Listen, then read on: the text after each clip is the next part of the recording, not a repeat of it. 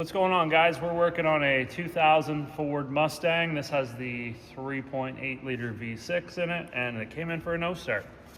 I was able to just turn the key on and listen for the fuel pump to run, and I didn't hear anything. It was a crank no start, so I'm assuming it had no fuel pressure.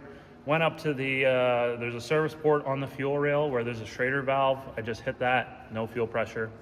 So I knew we had a fuel problem. Now, this thing does run a fuel pump driver module according to the wiring diagram, and it says that it's in the luggage compartment. However, I just skipped that and went right to the easiest thing, which is this connector that's located right here, and this is going to feed power to the fuel pump, and also has your level sensor in this connector as well. So basically, the two main wires you're looking for are going to be a red and black. That's the power wire for the fuel pump. And then the one that's below it is brown.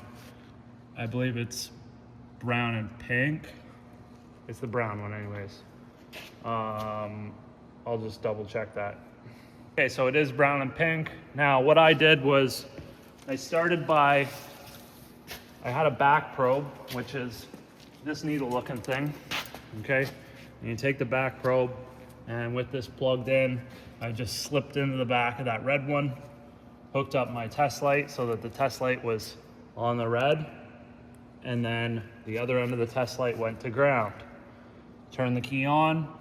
If the test light lights, you know you've got power. If it does not light, then you know you've got a power supply issue, and that could be from the fuel pump driver, could be from the fuel pump relay, or the fuse. There's also an inertia switch on this thing as well, but I'm not going to get into that.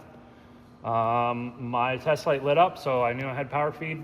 I then ran it across I took this off of the chassis and actually just went right to ground, and the test light did not light. So then I decided to check the resistance of the fuel pump itself, and we'll just do a quick check there.